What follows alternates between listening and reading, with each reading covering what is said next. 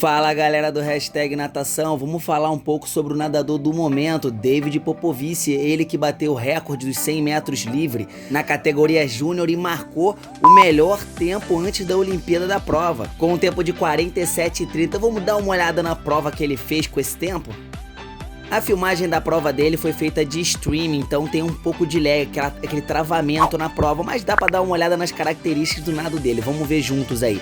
Primeira coisa que a gente pode avaliar é que na hora da saída, aparentemente é uma saída normal, ele tá ali na raia número 4 e tá entrando junto com os nadadores, nada absurdo na hora ali da distância do furar da água, nessa câmera bem lateral aí. Furou, fez a parte submersa, na parte submersa agora a gente já consegue ver algumas coisas.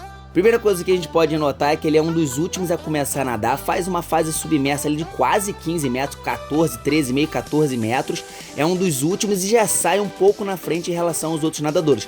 Lembrando que essa aí é uma final da prova de 100 metros livre europeu júnior, então assim, tem um alto nível, mas não é o que ele vai pegar nas Olimpíadas, mas já sai relativamente na frente e passa na frente nos primeiros 25 metros ali.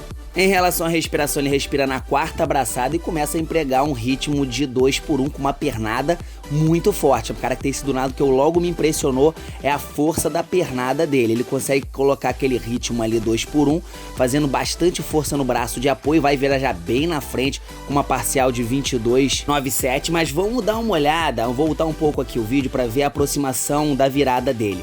Uma outra coisa que me impressionou é que ele vira bem distante da borda, ou seja, ele estava em alta velocidade e usou bem a fase de aproximação, usando ali o momento elástico, ou seja, quando o nadador se projeta para a parede, usando a própria velocidade que ele conquistou do nado para ganhar mais ainda velocidade, mais força na impulsão. Olha como é que ele gira bem distante, sai de novo lá aproximadamente com quase 10 metros de fase submersa de virada, ó, ele vai fazer a ondulação. A gente não tem a filmagem da parte submersa, mas dá para ver que ele fez parte submersa bem rápida, saiu bem forte da água lá na frente, lá nos 9, 10 metros de distância. Olha a distância que ele já coloca entre os outros nadadores. E na sequência vocês vão reparar que ele respira na segunda braçada, diferente da primeira fase submersa que ele fez nos 25 metros que ele respirou na quarta, ele vai respirar já na segunda e manter ali o ritmo dele de 2 por 1 com pernada de 6 tempos. E agora com uma câmera mais de perto, duas coisas me impressionaram na braçada dele. Primeira coisa é que ele consegue fazer o uso do cotovelo alto, tanto na braçada esquerda quanto na braçada direita. Tá mostrando aí a braçada direita, olha como é que o cotovelo dele tá alto, a mão tá apontando sempre para a água, ele não lança a mão por cima do cotovelo ou por cima da cabeça, ele consegue fazer o rolamento. E no braço esquerdo a mesma coisa, o braço de apoio dele, ele também faz a entrada muito lá na frente. A segunda coisa que me impressiona, olha como é que ele estende por completo o braço e só faz o apoio ali, que é um pouquinho de angulação quebrando no punho, né? Muito parecido com o que o Dressel faz também, então ele alonga quase que por fora da água 100%, respiração bem lateral. De novo, vamos mostrar aqui, ó. Ele bota a respiração bem lateral, cotovelo bem alto, braço de apoio furando lá na frente, a mão sempre voltada para baixo, tanto com a mão esquerda quanto com a mão direita. Ele faz a finalização e a devolução do braço é sempre com o cotovelo alto e mão voltada para baixo, que não é qualquer nadador que nessa velocidade consegue fazer, hein?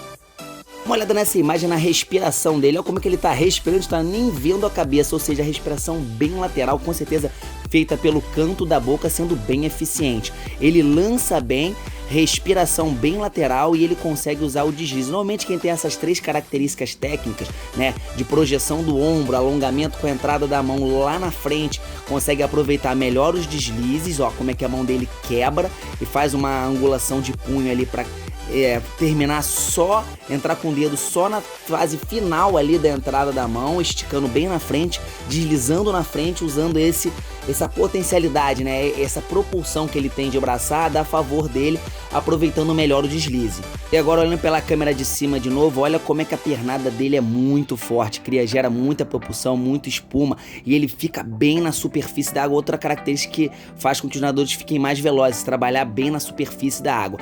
Olhando agora numa câmera frontal, olha como é que aquilo que eu falei, o cotovelo dele é alto, né? Mão sempre, olha como é que a mão dele passa rente à água. Ele faz uma angulação ali de 115, 114 graus, que para uma prova de velocidade 100 metros é super ok, né? A gente fala às vezes 90 graus, entre 90 e 100 graus, mas ele tá numa prova de velocidade, que isso é reduzido, então 114 tá bem ok, mas repara como é que a mão passa rente, tanto à direita quanto agora, à esquerda quanto à direita agora também, fazendo uma angulação ali por volta de 109 e mão voltada para a água, rente a passagem ali próxima na linha da água, mas a gente só vai ter mesmo certeza do refino técnico dele, né, analisando na Olimpíada, onde a gente vai estar vendo a técnica perfeita, com vários ângulos, várias câmeras, desse grande nadador, que já é grande nadador, recordista mundial júnior nessa prova de 100 metros livre, e vai com certeza estar dando trabalho para nadadores com muito mais experiência nessa próxima Olimpíada de Tóquio. E se você gostou dessa análise, não esqueça de deixar aquela abraçada no like. Se você não é inscrito, inscreva-se